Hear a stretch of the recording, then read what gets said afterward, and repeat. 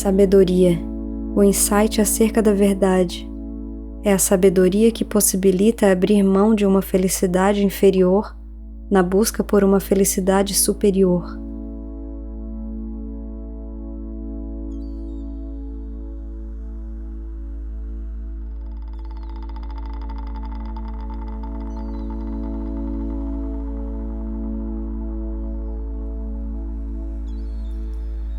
Como devemos lidar com insetos e pragas que entram em nossas casas? Não quero quebrar o primeiro preceito ou criar karma prejudicial.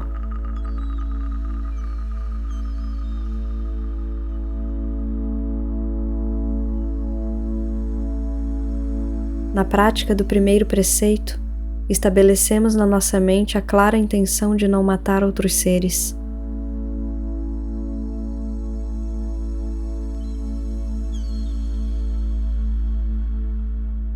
Com relação às criaturas muito pequenas, como os insetos, nós temos de fazer o melhor que pudermos em cada situação.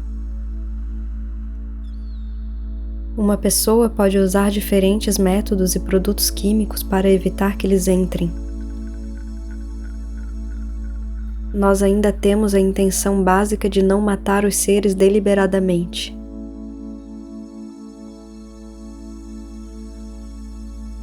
E animais maiores, como por exemplo ratos ou camundongos, deveríamos ser capazes de encontrar formas humanitárias de lidar com eles.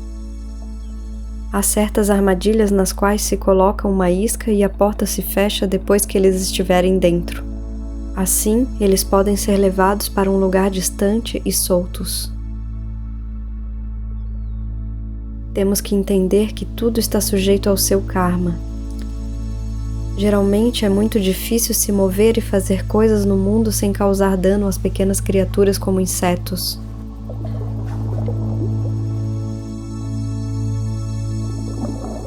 Algumas vezes isso é inevitável, como por exemplo quando eles são esmagados no para-brisa enquanto estamos dirigindo, ou quando eles voam para uma vela acesa à noite. Nós não estamos lhe causando um dano deliberadamente. A nossa intenção não é matar, mas é o jeito do mundo que algumas dessas coisas irão ocorrer. Portanto, nós não devemos tomar isso como um fracasso pessoal, ou como se estivéssemos realizando karma prejudicial. Quando estamos fazendo limpeza ou varrendo, algumas vezes alguns insetos morrem. Devemos entender que a nossa intenção não é matar, mas manter o lugar limpo. É uma pena que alguns dos insetos sofram, mas isso é muito diferente de usar veneno e iscas de modo deliberado para matá-los. Com a compreensão de karma e intenção, podemos fazer o melhor possível para encontrar meios hábeis e humanitários para lidar com as pragas. Deixe-me contar-lhes uma história de um discípulo meu. Ele havia sido um pescador por profissão, trazendo barcos cheios de peixe para serem mortos e vendidos. No budismo, isso é entendido como karma prejudicial.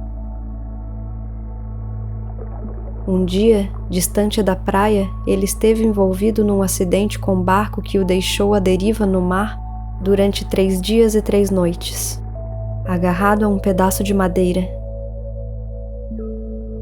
Poderíamos dizer que tudo indicava que ele estava para receber os resultados de seu modo de vida danoso. Afogado no mar e devorado pelos peixes. Embora supusesse que fosse morrer, ele fez uma firme promessa. Se fosse salvo, ingressaria na ordem monástica. Agora já são 15 anos desde que ele se ordenou. Algumas vezes as situações de crise fazem surgir as aspirações mais nobres nas pessoas. Um pensamento positivo pode rapidamente trazer um bom resultado. Isso pode mudar a vida drasticamente.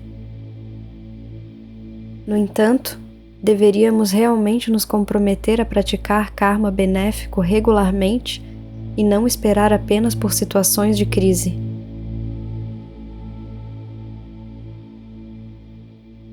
As nossas vidas são tão incertas. Visto que não sabemos por quanto tempo vamos viver, deveríamos realmente prezar o nosso tempo. Deveríamos tentar viver do modo mais habilidoso possível enquanto temos oportunidade.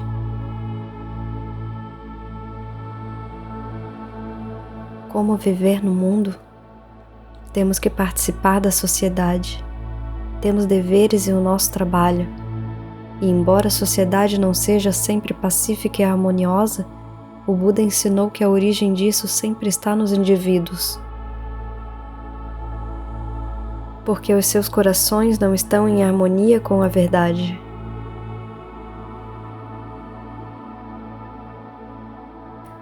Enquanto as pessoas estiverem aprisionadas pelas diferentes tendências prejudiciais da cobiça, raiva e delusão, elas irão falar e agir de modo correspondente.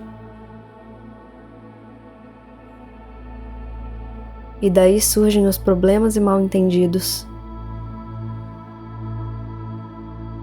Há vários modos para lidar com isso. No mundo temos as leis e regulamentos do país. O objetivo disso é dar para as pessoas normas de comportamento que irão conduzir a uma sociedade pacífica e harmoniosa. E se as pessoas não seguem as leis, então sempre surgem problemas. Quando as pessoas seguem as suas próprias ideias e opiniões, a sua cobiça e raiva agindo de modo egoísta ou agressivo, disso é que surgem os problemas que enfrentamos no mundo. No entanto, sob a perspectiva do Dhamma, é importante compreender que todos temos o nosso próprio nível de cobiça, raiva, delusão. Isso é algo que precisamos aceitar e lidar. O modo de fazer isso com habilidade é, primeiro, entender que todos estão nessa mesma posição. Segundo, ter uma atitude de bondade e compaixão. Isso não significa dizer que encorajamos as pessoas quando elas estão agindo de um modo danoso. Mas nós sabemos que as pessoas são assim e não tomamos como algo pessoal. Ao dar importância para a bondade e a compaixão, podemos lidar com os problemas do dia a dia da sociedade de tal modo a não adicionar ainda mais sofrimento. O Buda ensinou como aprender a viver no mundo de um modo pacífico e harmonioso. Ele disse que precisamos desenvolver a bondade e um senso de disposição para o sacrifício. Um marido tem que sacrificar-se pela esposa, uma esposa pelo marido. Pais têm que se sacrificar pelos filhos e os filhos pelos pais. Todos os membros de uma família têm que se sacrificar uns pelos outros. Essa é a forma como a sociedade funciona quando está funcionando bem. Quando as pessoas estão em harmonia e vivendo juntas em paz, sempre haverá essa disposição pelo sacrifício. Devemos também estar abertos para ouvir os outros, especialmente as pessoas que desenvolveram a virtude, a concentração e a sabedoria. Elas compreendem quais modos de pensar criam o sofrimento e podem ajudar a indicar onde nos desviamos do caminho. Por isso, respeitamos os mestres que praticaram levando as suas mentes para a lucidez e o insight. Eles têm mais experiência sobre como cuidar da mente, como se comportar do modo correto e como progredir no caminho da prática. Portanto, quaisquer palavras de orientação ou reflexões benéficas que eles nos ofereçam, deveríamos ouvi-las com cuidado. Mas isso também pode se aplicar aos nossos amigos e parentes. O Buda nos encorajou para que fôssemos capazes de nos comunicar com os outros, receber reflexões e conselhos. Ao invés de rechaçá-los, nós refletimos cuidadosamente comparando-os com a nossa própria experiência.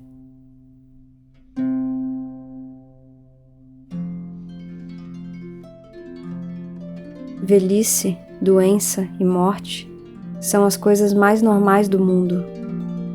Temos que esperar por isso e enxergar que é parte da vida. A expectativa média de vida é em torno de 75 a 80 anos. Deveríamos pensar: qual a minha idade agora? Se tenho 45 anos, então ainda tenho uns 30 anos para viver.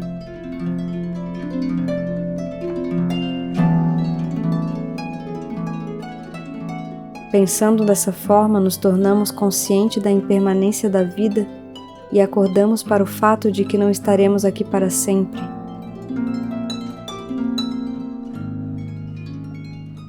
Houve uma pergunta sobre como lidar com o fato de que o pai está muito velho, preso na cama, próximo da morte. Nesse caso, o pai tem 89 anos de idade, portanto não há necessidade de chorar ou ficar triste. Na verdade, ele teve uma vida longa. Já viveu 9 anos mais que o Buda. O Buda chegou apenas aos 80 anos. O Buda disse que a vida longa é o karma positivo de não matar. Portanto, esse é provavelmente o karma bom dele não ter causado dano ou matado animais no passado.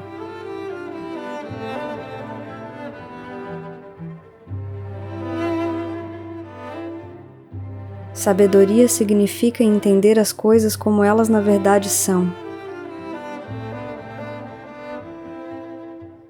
A mente está acostumada a ver as coisas de um modo incorreto, enxergando o mundo de um modo distorcido.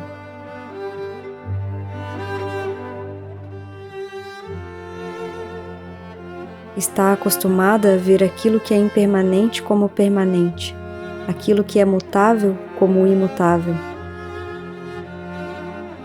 aquilo que é sofrimento como felicidade.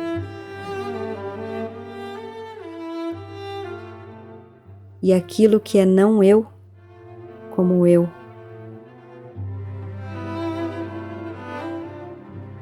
A mente é aquilo que simplesmente conscientiza os objetos e as experiências.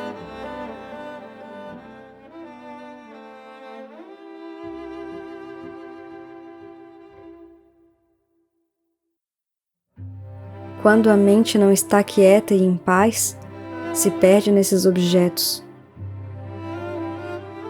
nessas impressões mentais. É assim que nos perdemos no mundo. É assim como surge o sofrimento. Mas a mente concentrada está em paz.